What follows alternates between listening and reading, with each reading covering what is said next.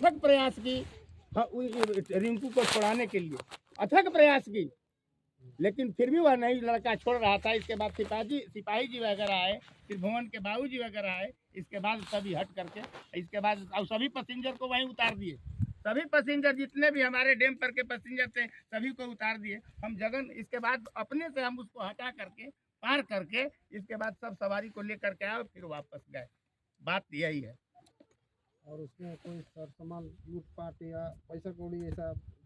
अब तो केस फौजदारी जब किए हैं तो उसमें तो उसके उस तरह के ना बात करेंगे। अच्छा, वो मान लीजिए दिया हुआ है। हाँ, उसमें दिया हुआ है, लेकिन यथार्थ बात यही है।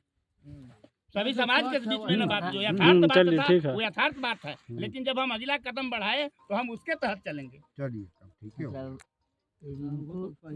बात सही है कि गलत है। और इसके बाद फिर जब उधर से वापस आए तो हमारे प्रवेश जी हैं, प्रवेश जी से बात किए, तुरंत आपसे मुलाकात हुआ, आपसे बात किए, जो लोग हमको मिले सभी लोगों से बात किए। दिनेश जी के घरे आज तक कभी नहीं दरवाजा पर हम गए थे। पूछिए, रात में हम कभी गए थे दिनेश जी? कभी नहीं। लेकिन उस दिन हम जाकर के दिनेश जी भी नहीं थे, लेकिन इनके बाल बच्चों को जगा करके और पूरे बाल बच्चों को खड़ा करके कहे कि हमारे साथ इस तरह का ऑकरेंस रिंकू ने किए हैं।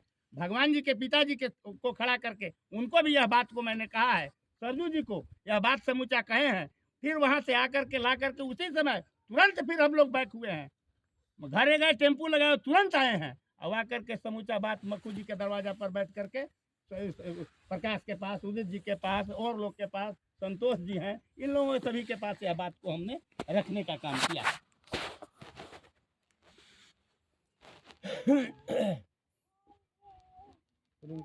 और आज तक पक्ष हो या विपक्ष हो, हम गीता देवी के साथ रहे हैं और आज भी हमारी मुखिया है तो गीता देवी ही मुखिया है। आज तक गीता मुखिया भी हम लोगों को यह बता दे कि हम इनके साथ रहे चाहे नहीं रहे, इनका अनिष्ट करने का कार्यक्रम आज तक यह 15 वर्षों में मैंने किया है, तो इसका जवाब दे मुखिया जी। यदि कभी किसी तरह का आपसे तू काम हुआ, मुहा बोटी भी हुआ हो तो भी बताइए। कभी नहीं ऐसा हुआ 15 वर्षों के बीच में।